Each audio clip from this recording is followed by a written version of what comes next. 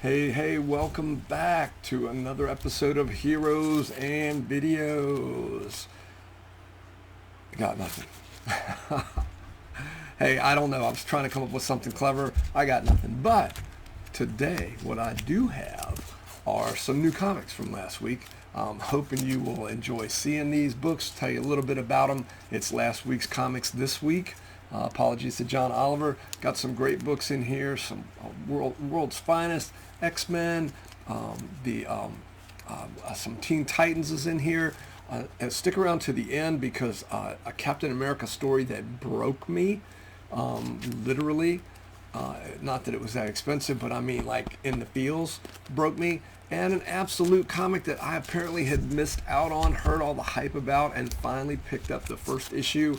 And I'm in. I'm looking forward to getting more of it, so you could probably guess which one that is, but or maybe not. But stick around to the end and see. We're going to run through this pretty quick. It's going to be another kind of lightning round.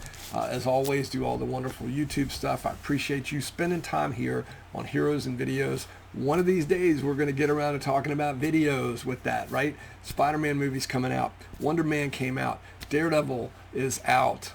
We're going to be doing more video content around the videos half of Heroes and Videos. But in the meantime, buckle up, Buttercup. We're going to be talking about heroes today. Speaking of which, two of the best heroes in the DC universe. This is World's Finest, number 49. Love that shiny cover. Ooh, I can almost see myself in that. Behind me is the actual cover of the book. This is a variant, but man, when I saw that, and it's just kind of so cool, Superman hovering there in the air. It is Dan Mora, guy that does the art on the book, where Mark Waid's doing the writing. It's love this book because it's not always written for the trade. So many things are 6 issues, and yes, the first few story arcs in this book were 6 issues for the trade. But every now and then there's a one shot or 2-issue series or whatnot, and this. The beginning of this storyline we talked about in a recent video where they're on, I believe it's Earth 3. And as you know, the conceit of this book, the World's Finest imprint, if you will, is that these stories take place years ago in the DC universe. Dick Grayson is still Robin. Things are new and different, and it's not like it's trying to fit it into canon like some of these books when they go back and use the creative team from the 90s, or I think Dan Slott's getting ready to do something similar on Superman, where they say, hey, this took place during this storyline or did the symbiote storyline way back, but this is other stuff that was going on at the time. This is not like that. It doesn't really try to fit in. It's just stories told today through that lens of those characters at that time. And it really works. It's really good. This is one of the best books out there, pound for pound, week in and week out. It's we think about movies and films or popcorn movies. This is just some really good popcorn comics. I mean, it's still, I don't mean to say it's light. I mean, it is light, but there are stakes as well. But it's more just a great action ride. And this one wrapped up in this issue, so it turns out it was a 2-parter. Sorry for the semi-spoiler, but loving World's Finest. Next up is the other book I have here behind me, X-Men 27. This is a variant cover, so I don't remember. This would be probably issue 327. I don't know until maybe somebody will have to help me out in the comments. I don't know the legacy numbering. This is a Doctor Doom variant. You can see it's that I want to say from Doctor Doom's first appearance, and we're on that Fantastic Four issue. It even says Doom variant at the top. It's just really cool.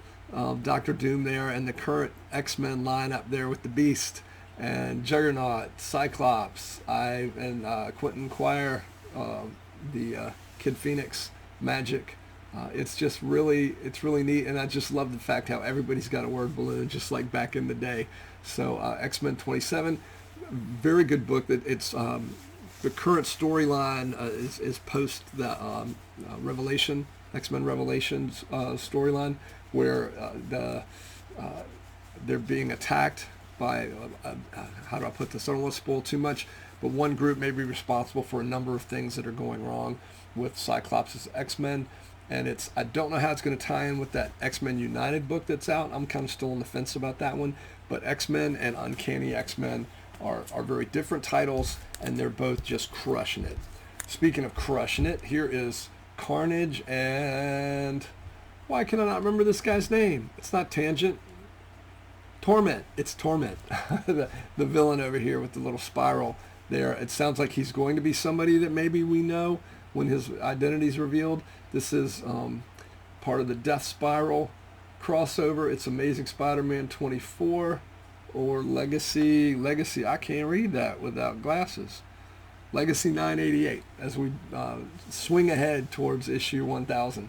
I know this book gets a lot of heat because it's been jumping around here and there. They had the space storyline, which was amazing. They had the Earth storyline with Norman on Earth filling in, which was spectacular.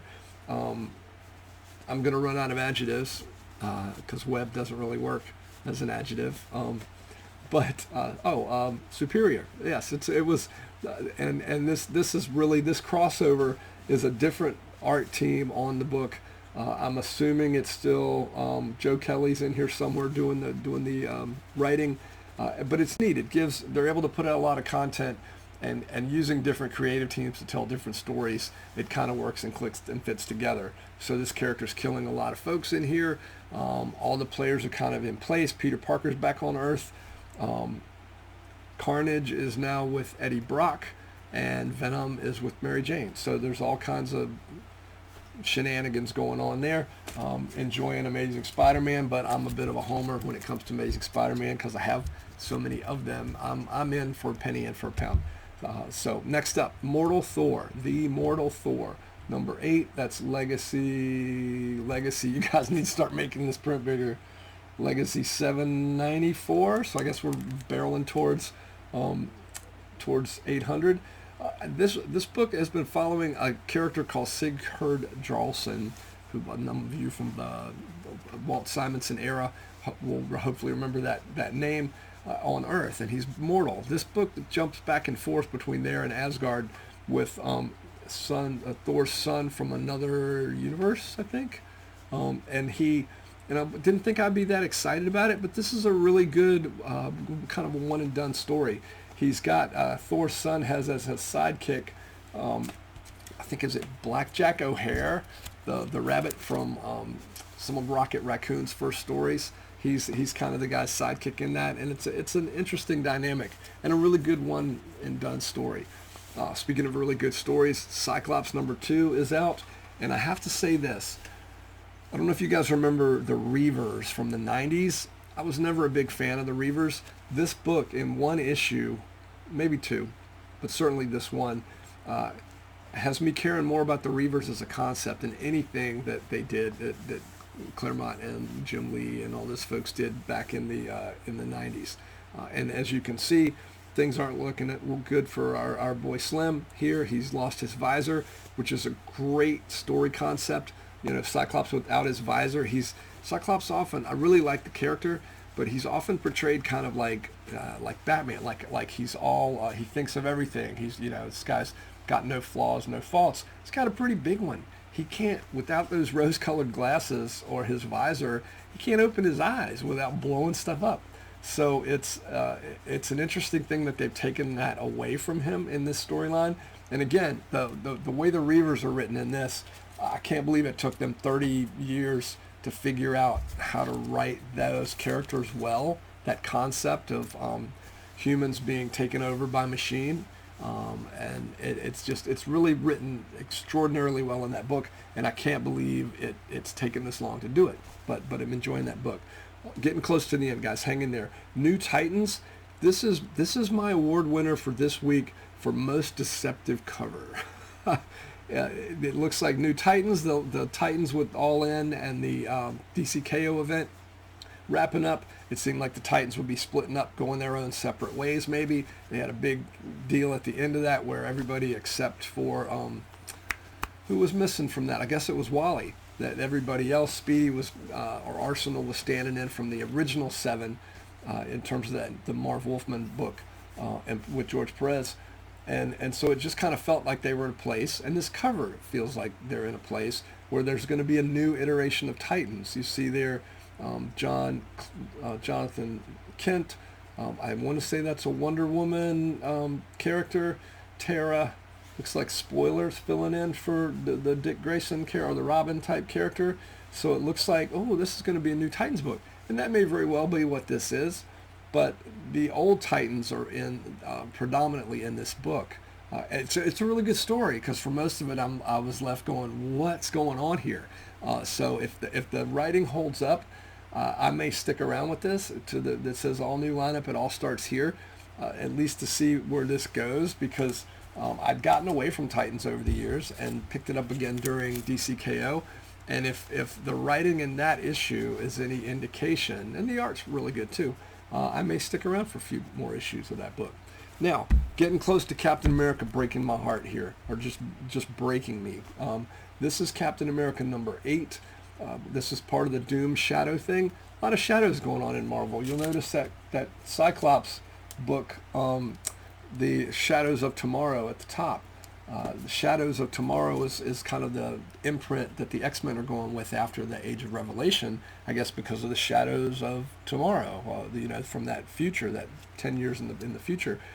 Doom Shadow is what this Captain America story is called.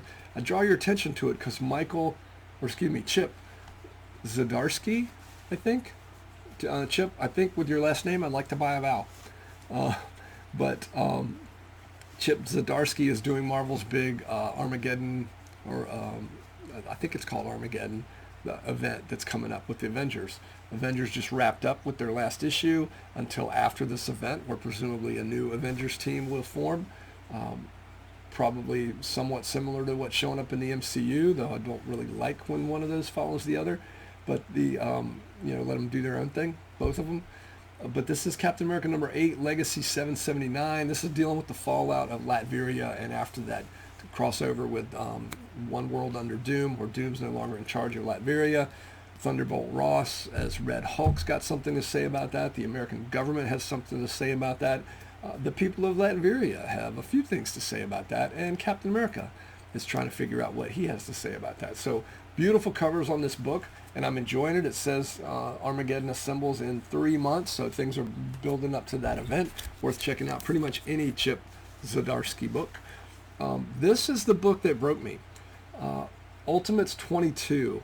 I don't know if you've been reading Ultimates. If you haven't, I got a spoiler coming up here for you, though the spoiler's about a year old.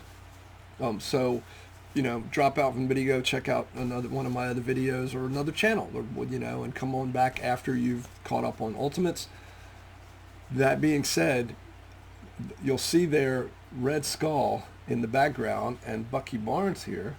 Well, there's a reason for that, because in the book from about a year ago in the Ultimates, and all of these are really one issue books that fit together, like each story is a single story, but they all interlock very well.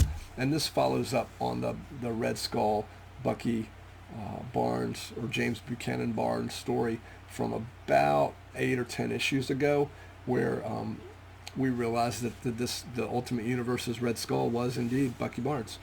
And this is just such a haunting cover, and there's stuff that happens in this that really just broke my heart when it comes to Captain America. I like my Steve Rogers Marvel 616. I like the Steve Rogers from the Steve Englehart era, from when John Romita Sr. was doing the book, when Sal Buscema was drawing the book, even when Frank Robbins was drawing the book. Not as big on the Kirby era, but I just love that pure good guy. He's Marvel's Superman when it comes to heart and doing the right thing. And the Ultimate Universe, the original Ultimate Universe, not so much. That guy wasn't always the nicest guy. And the new Ultimate Universe, the current Ultimate Universe, didn't really lean as much into the ultimate version of that character. This guy was more of a good egg, so to speak. But this issue was a little different. I don't know. Yeah, I don't want to spoil it, but you should read it. It was heartbreaking, and it really, I feel just like Captain America down there at the bottom after reading this book. Yeah, I don't want to give away too much more than that. Now, finally, the last thing, the absolute book that I absolutely have overlooked. Everybody's talking about it. Everybody's reading it. Said, "Oh, this is a really incredible one." The Absolute Batman's something else. Absolute Wonder Woman, Absolute Superman. I finally caught on to that, and most recently to Absolute Wonder Woman. I just found this was at the comic shop #1. It is a fourth printing. I guess that's how popular the book is. Absolute Martian Manhunter. Now I know I'm like the last one to the party here. I hadn't read this book. I think that may even be out the first half of it in trade, because I know it hasn't finished up yet. If it's going to finish up, really great story. It's weird. It's all the mind melding stuff that you could ever imagine. The way telepathy, the way color, the way this guy is just John, the detective here, is just trying to figure out his life. Those of you that have been around DC for a while probably know of the connection between John Jones and the Martian Manhunter, and I'm not really sure if that's the same connection in the Absolute universe, but we will see. Thoroughly enjoyed this book. So if you're not reading Absolute Martian Manhunter, you should be. If you like comics that are different, if you like comics that make you think and take you along for a pretty trippy ride, Absolute Martian Manhunter is the comic book for you. Well, hey, that is it. Thanks again for hanging out here with me at Heroes and Videos. As always, keep reading comics, keep going to see movies, and be kind to each other.